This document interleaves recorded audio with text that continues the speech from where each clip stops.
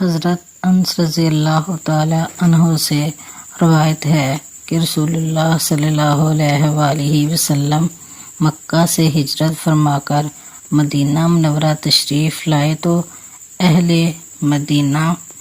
جن کی کافی تعداد پہلے ہی اسلام قبول کر چکی تھی 2 تہوار منایا کرتے تھے اور ان میں کھیل تماشے کیا کرتے تھے۔ رسول اللہ صلی اللہ علیہ وآلہ وسلم نے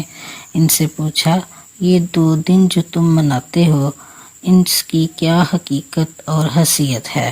یعنی تمہارے ان تہواروں کی کیا اصلیت اور تاریخ ہے؟ انہوں نے عرض کیا کہ ہم جاہلیت اسلام سے قبل میں یہ تہوار اسی طرح منایا کرتے تھے اور ان میں کھیل تماشے کیا کرتے تھے، یعنی وہی رواج ہے جو اب تک چل رہا ہے۔ رسول اللہ صلی اللہ علیہ وآلہ وسلم نے فرمایا کہ اللہ تعالیٰ نے تمہارے ان 2 تہواروں کے بدلے میں ان سے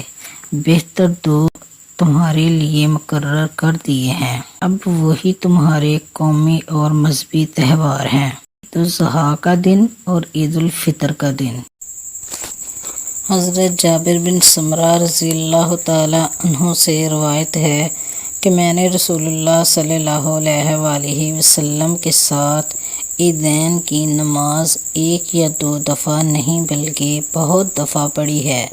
ہمیشہ بغیر اذان اور اقامت کے۔ حضرت عبداللہ بن عباس سے روایت ہے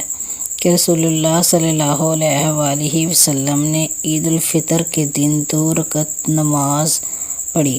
اور اس سے پہلے یا بعد آپ نے کوئی نفلی نماز نہیں پڑھی۔ حضرت عبداللہ بن بریدہ رضی اللہ تعالی عنہ اپنے والد سے نقل کرتے ہیں کہ رسول اللہ صلی اللہ علیہ وآلہ وسلم کا معمول یہ تھا کہ آپ عید الفطر کی نماز کے لیے کچھ کھا کے تشریف لے جاتے تھے اور اب عید الاضحیٰ کے دن کچھ نہیں کھاتے تھے۔ حضرت جابر بن عبداللہ سے روایت ہے کہ رسول اللہ صلی اللہ علیہ وآلہ وسلم عید کے دن راستہ بدل دیتے تھے۔ حضرت عبداللہ بن عمر رضی اللہ تعالی عنہ روایت کرتے ہیں کہ رسول اللہ صلی اللہ علیہ وآلہ وسلم نے مسلمانوں میں سے ہر غلام اور آزاد پر اور ہر مرد اور عورت پر اور ہر چھوٹے اور بڑے پر صدقہ الفطر لازم کیا ہے، 1 سا کھجور یا سا جو، اور حکم دیا ہے کہ یہ صدقہ الفطر نماز عید کے لیے جانے سے پہلے ادا کر دیا جائے۔ حضرت عبداللہ بن عباس رضی اللہ تعالی عنہ سے روایت ہے کہ رسول اللہ صلی اللہ علیہ وآلہ وسلم نے روزوں کو فضول اور فحش باتوں کے اثرات سے پاک صاف کرنے کے لیے اور مسکینوں کے کھانے کا بندوبست کرنے کے لیے صدقہ الفطر واجب قرار دیا ہے۔ عورتوں کو عید کی نماز عیدگاہ میں جا کر ادا کرنی واجب ہے۔